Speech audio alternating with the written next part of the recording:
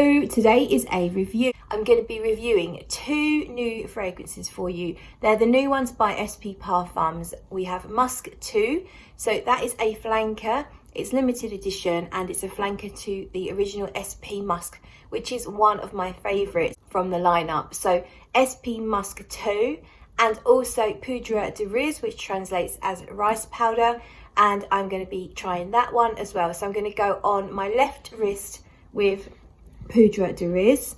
That's what the bottle looks like. It comes with a little plastic thing to protect it, but these ones don't come with lids. If that bothers you, then gutted. No lids. And Poudre de Riz. The sprayer on these is absolutely awesome. So I'm going to spray the wrist that's holding up the camera. So as you can see, you can control. So if you press it slowly all the way down, you get a full spray. If you only want half a spray, you can do that. And it does a big wide mist. So I'm going to go with quite heavy on there so we get a good amount to test. And then on the other wrist, I've got the travel spray. This is what the travel sizes look like. Musk 2, 7.5 ml. And the sprayer on here is just as good as the sprayer on the main bottle, believe it or not. So for me to spray that, I'm going to have to swap hands. So I've swapped hands, and now I'm going to spray this wrist here. See? And I'm going to spray the back of my wrist as well for ease of reach later on. So on the left wrist, Poudre de Riz, and time check, it is 1 p.m. So just gone midday, 1 p.m., 1 in the afternoon. And at the moment in the air, what's dominating is Musk 2 because it has a really animalic note on top. Let's just smell Poudre de Riz. So this one it's a mixture of 3 different florals. You've got rose, jasmine and ylang ylang. You have rice powder in the background as well as musks, and Sven describes them as skin musks. To me, it's a very clean, musky scent. No animal musks here at all. Definitely very nice, clean, soft, fluffy musk. This does remind me a little bit of Suntan Glam without the smokiness. My camera just stopped rolling. I think I was out of storage. So back to Poudre de Riz. I've changed the angle. You can see a little bit of mess on the floor because I've got some recycling I've got to put outside. Poudre de Riz does remind me a little bit of Suntan Glam in that it's, I guess, some of the floral element that I think that kind of, that exotic floral element and the skin musk, but it doesn't go as animalic or as smoky as Suntan Glam. Suntan Glam is a powerhouse. Poudre de Riz is not so loud, not as in your face. My friend came round last night and I gave her about 3 different smells to try, and she went with Poudre de Riz. That was her favourite, so that was her choice out of a few that I recommended. So we sprayed her down with that and she really enjoyed it. So there's a touch of something vanillic. So it's almost like the powder is a bit vanillic in here. So it's this floral accord with rose, jasmine and ylang. And then the powderiness, which is slightly sweet as well. And something in there that's just bringing it down to earth. Something almost like a hint of something earthy. It could be a touch of dusty patchouli. Something just grounding it, but not very noticeable. Just helps keep it not too sweet and not too heady. So that's Poudre de Riz. Now let's go on with the Musk 2. So the opening of this reminds me of the Naughty Note in Kouros by Yves Saint Laurent. I believe it's a castoreum, and it's very strong in the opening. You still have the original SP Musk going on in here. that beautiful jasmine sambac with the green, slightly green sweet hawthorn. But on top you have this naughty, quite dirty animalic note. Some people describe castoreum as a little bit pissy, I believe, and I can kind of see that. But what I know from trying this already is that this animalic note doesn't dominate for too long. It does start to recede. So let's see how it goes today. For now, where this is, I wouldn't be comfortable leaving the house because it's quite dirty, but I do know that it calms down. So that's it for now. I'll catch up in just a second. Hiya, so it's 3 o'clock now, which means 2 hours has passed. I've been to the post office, posted off some bits and pieces, and made some lunch. I made myself a soup, chicken soup with some cream cheese and leeks, and that was quite nice. Texture was a bit dodgy though. I think I overcooked it and the cream cheese split. However, it was still nice. So I'm no cook. Anyway, you probably want to know about the fragrances. So Musk 2 now has changed. That really strong animalic note has definitely calmed right down. So the notes are castoreum tonka, benzoin patchouli, and you have honey hawthorn and sambac jasmine. So they're the notes that you get, and yeah, it's still got a bit of the animalic, but that has really come right down. The patchouli is that, I believe it's a similar patchouli that he uses in his other fragrances, that really dry, dusty patchouli that I enjoy. I really like the patchouli that Sven uses, and I can be quite averse to patchouli. I don't like it if it's very rich and medicinal. This has a lightness, it's a diffusive nature, and it's as I say, it's quite dry and dusty. But the main thing here is, actually it's difficult to say what the main component is. The animalic still has enough say in the matter, and it almost comes off ever so slightly leathery now. So the castoreum and tonka, I guess, is kind of giving a sweet richness. It's almost going leathery, but there's this brighter note underneath, which I think is the hawthorn and the sambac jasmine. There's a lightness here that's not heavy. It's sometimes jasmine can be very overbearing, and it can be very exotic and heady and kind of take you off to foreign climes, but it doesn't here. It feels more like you're walking in an English field with flowers. It's a freshness, so it's making me think of meadows, and yet you have this animalic contrast that seems to work really well. And underlying it is those soapy skin musks that Sven talks about, which to me don't smell too dirty. I think the dirtiness is coming from the animalic notes rather than the musks that he uses. It's definitely projecting, so it's only on my wrist, but it's projecting enough from my wrist, I think, for how long we are into the fragrance. So that is Musk 2. And now we go to Powdery. And this is really warmed up now. Poudre. Much more of the powders coming out. It's starting to get sweeter in terms of, it feels more vanillic now.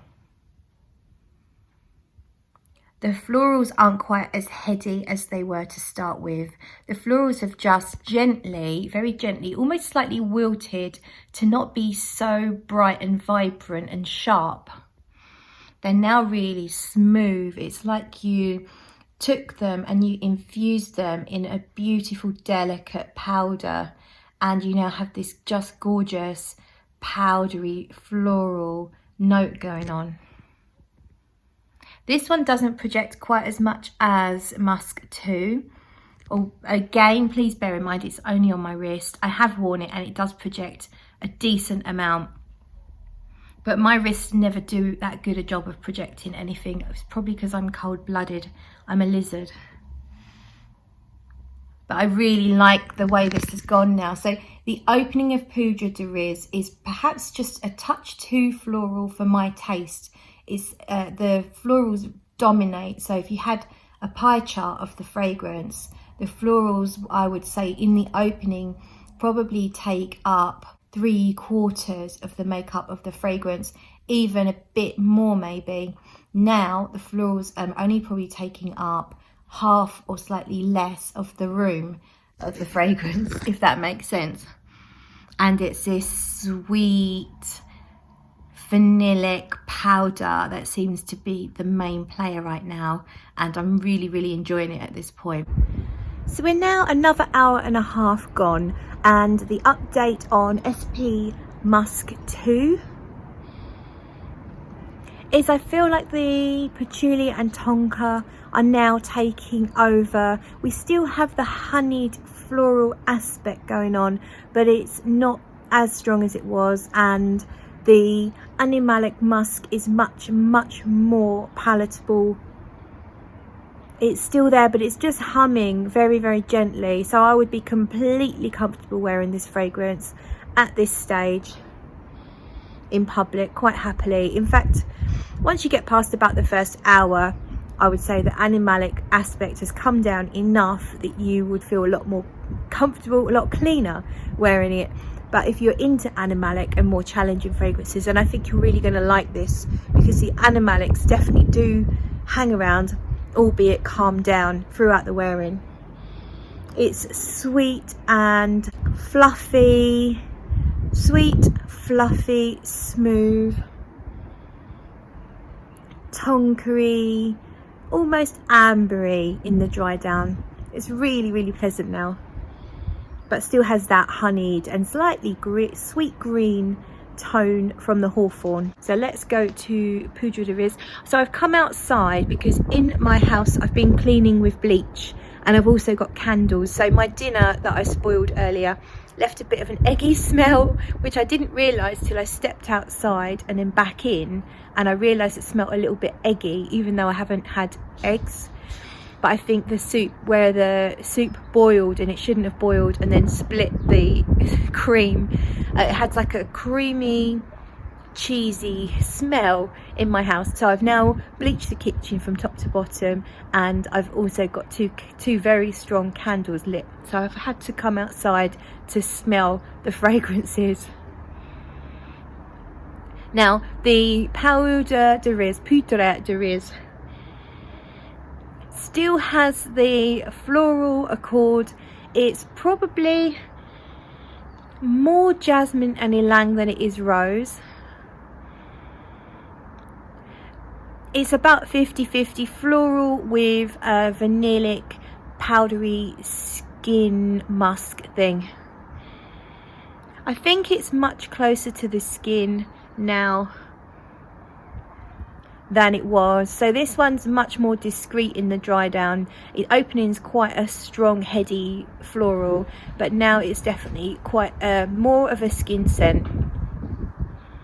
But I really enjoy the powdery sweet skin musk aspect, but I don't think this one's much for the changing now. I feel like we're kind of at the final dry down here.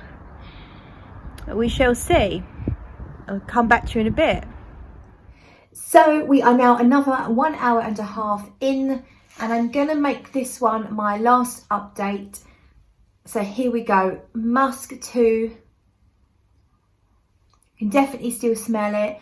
To me, it smells more like a sweetened patchouli now, with still a hint of that animalic aspect to it, but more about patchouli, but a bit sweet. It's kind of rich,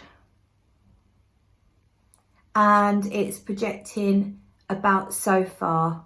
But bear in mind, as I said, it is only on my wrist, and I don't get great projection from my wrists. I never have, but I get it if I wear it around here. but I didn't want to confuse the two scents, so I've only got one on each wrist. So on the Poudre de Riz, this one still smells pretty similar to how it smelled in the last update. Just a little bit lighter, as you would expect. Probably more on the sweet vanillic powdery side, slightly less on the floral. Both aspects are still there.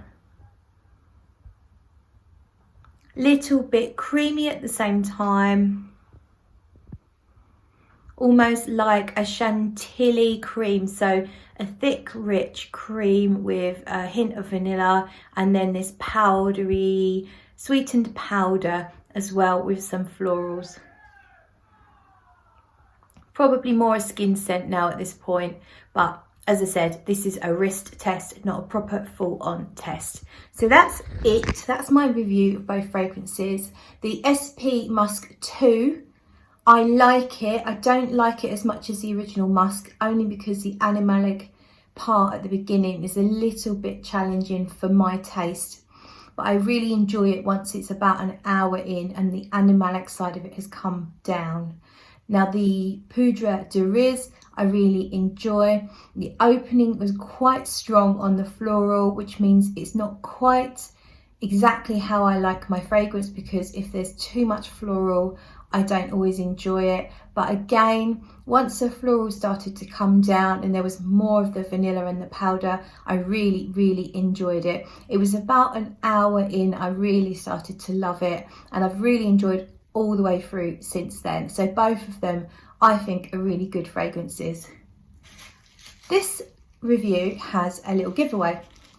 I just had a little sort out and I found this Powder and Dust 7.5ml travel all wrapped up. So Sven's very generous and often sends me bits and pieces, but I've got loads of powder and dust at the moment, so I am happy to give that away to one viewer. The only stipulation is you do need to be in the UK, because if I send it outside of the UK, it's quite possibly could get destroyed. So unfortunately, you've got to be in the UK. If you want to win, just make a little comment on the video to say that you would like to enter for the Powder and Dust travel size giveaway, and I will put you in. Just let me know that you're definitely in the UK. Even if you've got a friend in the UK that I can send it to, then that's absolutely fine. You don't have to subscribe, you don't even have to like the video. Just let me know if you want to enter the competition. That is it. Thank you so much for watching, and I will see you in the next one.